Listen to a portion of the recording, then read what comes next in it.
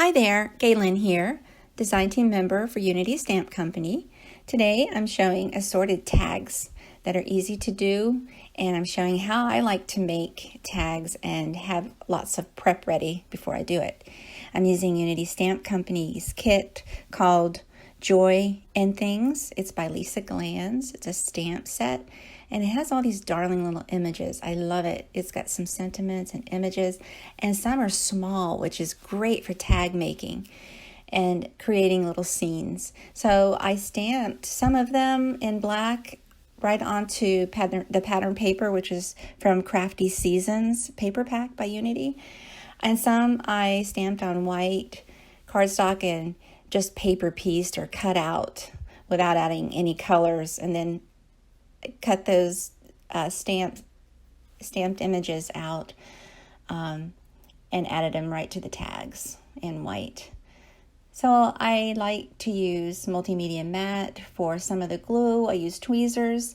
I like to have all of my twine and hemp twine, whatever I'm going to use to tie with.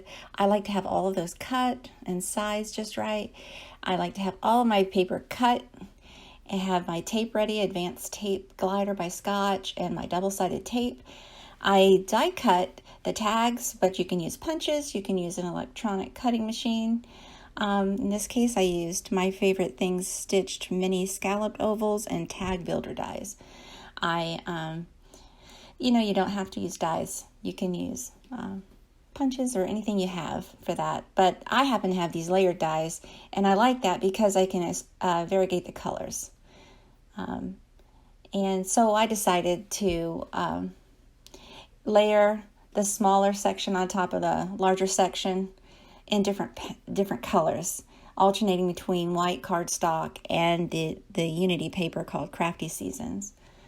And I cut extra pieces like just assorted punches and dies that I had in stars and hearts, and adhered those with glue as well.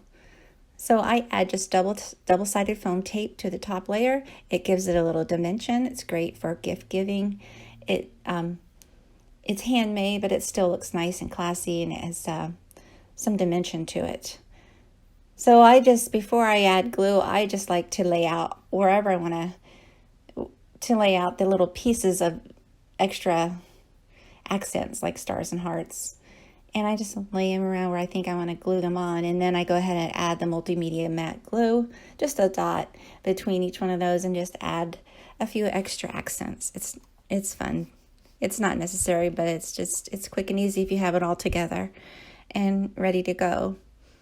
So I kept the colors craft in this case because wrapping paper is all different. You never know what kind of wrapping we're actually going to use for our gifts. So craft is a nice neutral color to go with. That, or, just white background with craft accents, or craft background with white accents. And black, of course, goes with it. I use Gina K Designs Jet Black Amalgam ink and or Ranger Archival ink.